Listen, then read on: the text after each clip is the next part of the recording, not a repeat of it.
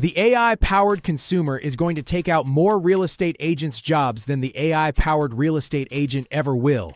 Not because agents aren't learning AI fast enough, but because consumers are. And once you understand the World War II story, I'm about to tell you it's going to completely change how you think about your value as an agent.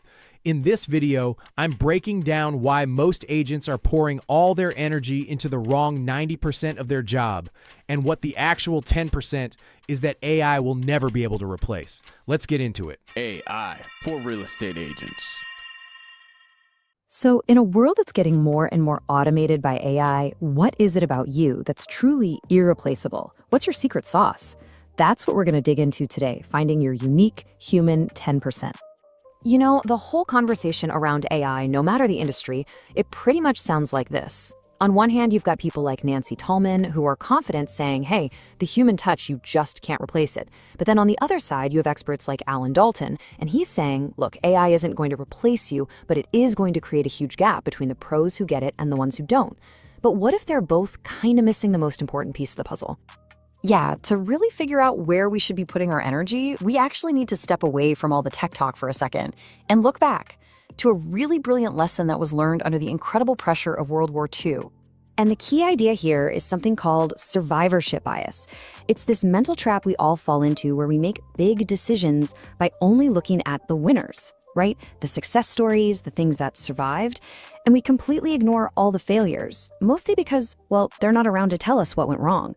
And this can lead to some seriously flawed thinking. So here's the story of how this played out. During WWI, the Allies were losing a just devastating number of bomber planes over Europe. They had this massive problem. They needed to add armor to the planes, but you can't armor the whole thing or it's just too heavy to even get off the ground.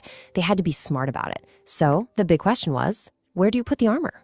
So the military did what seems like the most logical thing in the world. They collected the data, they went over every single bomber that actually made it back to base, and they mapped out precisely where all the bullet holes and shrapnel hits were. They were looking at the survivors to find the answer. And the data they gathered was crystal clear. The planes that came back were just peppered with bullet holes all over the wings, across the main body, and on the tail. But there was one area that was consistently, weirdly, clean. The engines. Almost no damage at all. So the answer is obvious, right? Just add more armor to the wings and the tail. That's where the planes were clearly getting hit the most. It's where they were most vulnerable. It makes perfect sense. But it was completely, totally wrong. And then this statistician, a guy named Abraham Wald, he looked at the exact same data and he came to the exact opposite conclusion. He told the military to ignore the bullet holes. He said, armor the areas where the returning aircraft were unscathed. Put the armor where there's no damage, specifically the engines. And this is where it all clicks. It's just brilliant.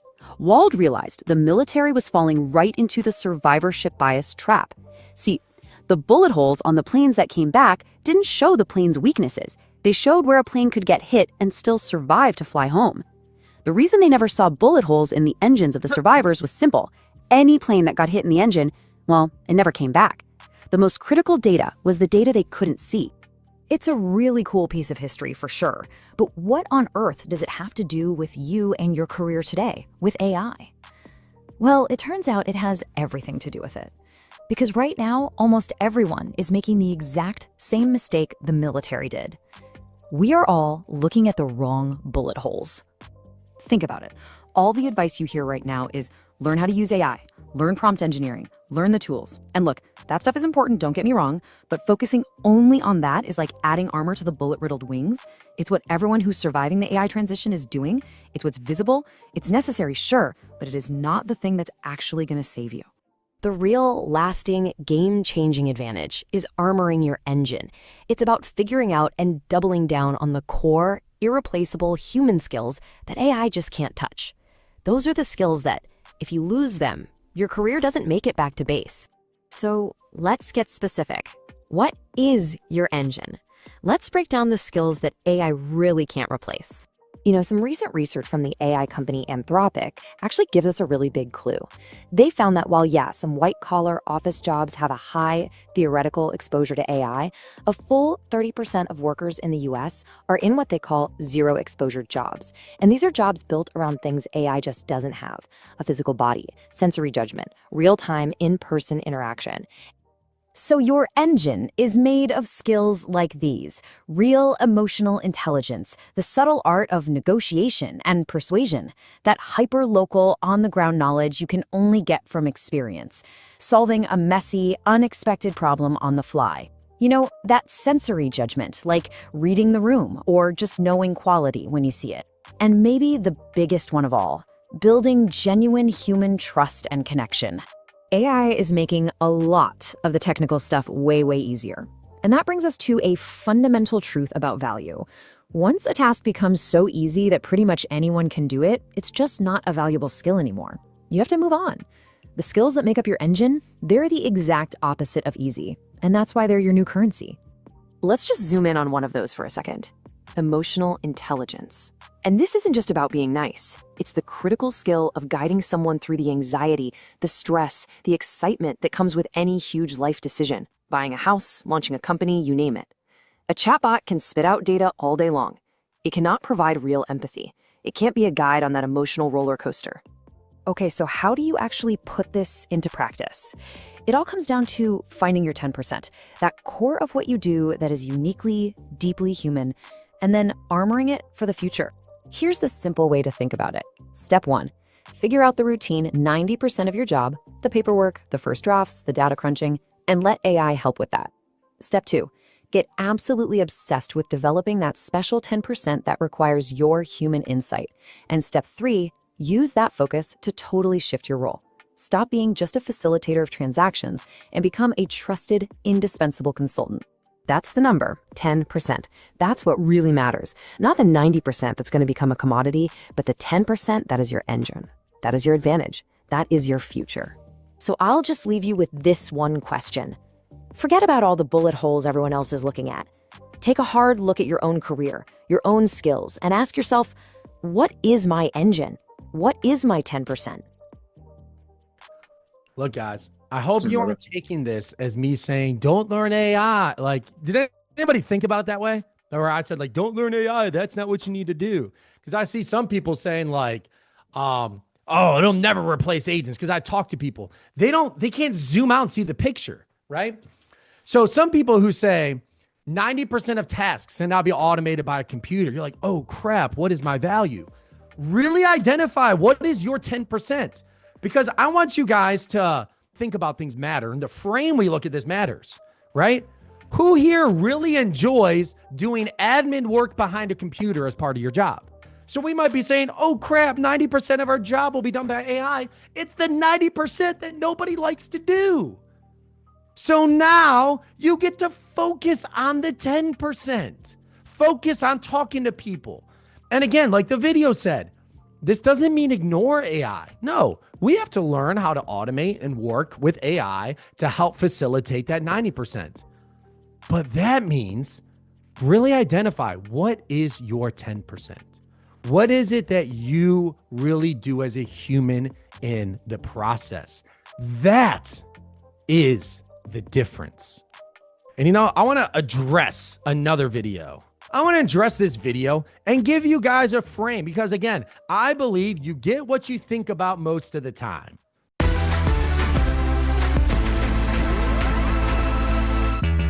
We use ChatGPT for a lot of things, but would you use it to sell your home? A South Florida father said, sure, why not? Before scheduling an open house, he relied on an open algorithm using ChatGPT and artificial intelligence throughout the entire home sale process. And he says it saved him tens of thousands of dollars. It's this week's Innovation on 6.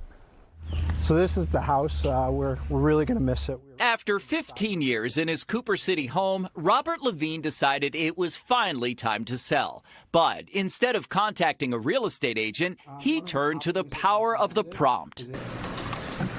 ChatGPT. I really wanted to challenge myself to use AI for the entire journey, not just piecemeal, every step along the way. The married father of 3 says he used artificial intelligence for everything: the planning, the pricing, the marketing, even the paint.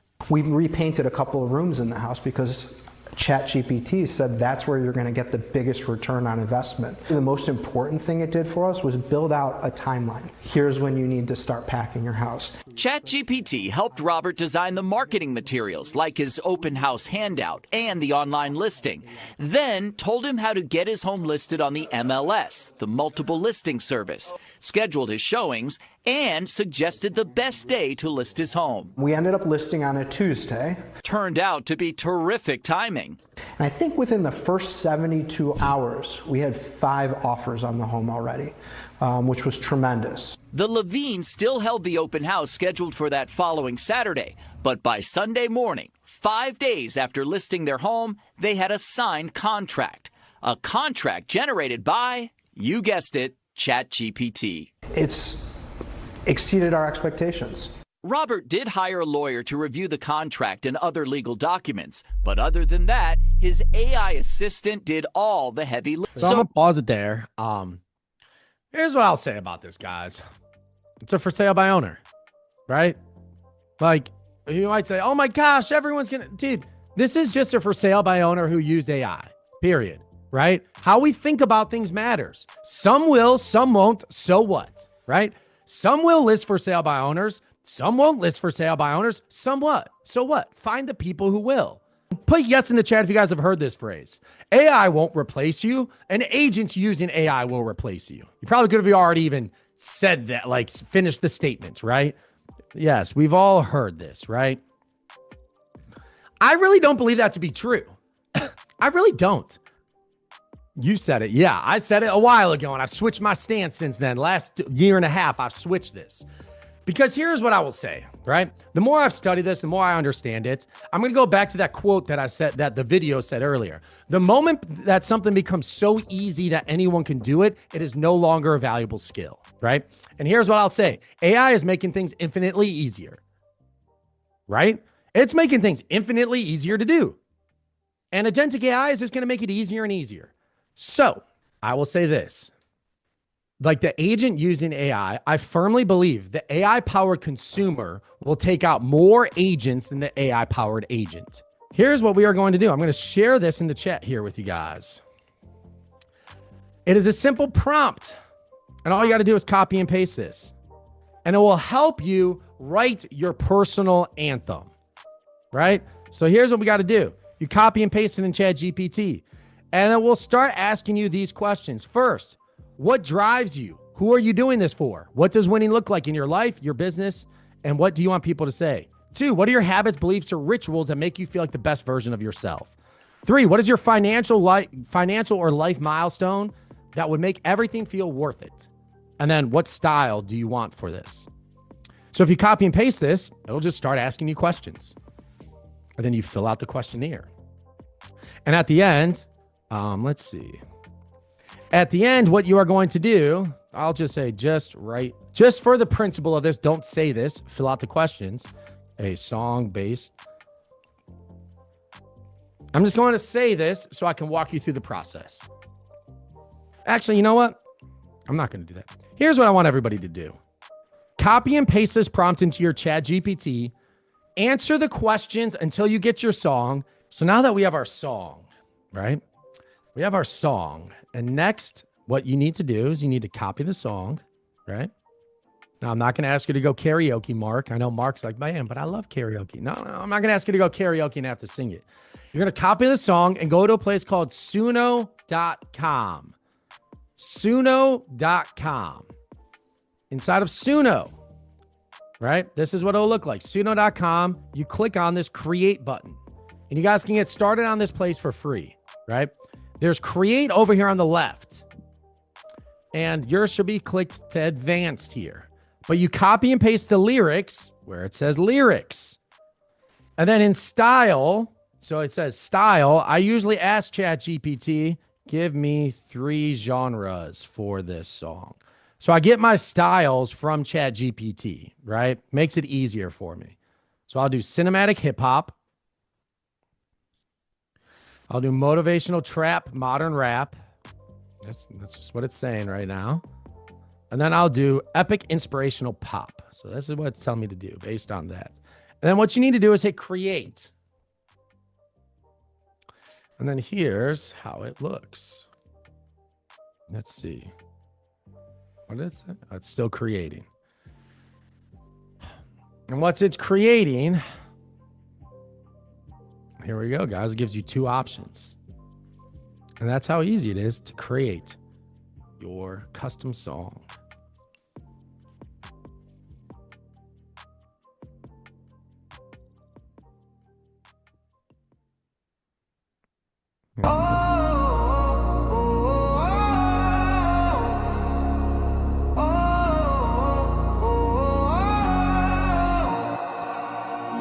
Cleveland winners to building something global. Started with a vision, now the mission getting mobile. Back in my childhood, home drawing plans on the wall. Now agents worldwide answering the call. I teach them leverage time, let them. And look, guys, you guys can download the Suno app onto your phone, and you guys can play it directly from your phone. I know other people have came into here and they've downloaded the music. But what I do is I download the Suno app to my phone, and then I have entire playlists made up, and I have my anthems that I listen to over and over and over and over again. If you're a real estate agent and don't want to get left behind with all of these AI updates, guys, you're in the right place because we created the world's very first AI certified agent. We have an entire AI institute dedicated to the real estate industry. We have a top custom GPT in the ChatGPT store just for the real estate industry. All you got to do is check out some of the links in the description below. Make sure you like, comment, and subscribe to this channel. And if you're still here, go ahead and check out one of the other videos that we just shot.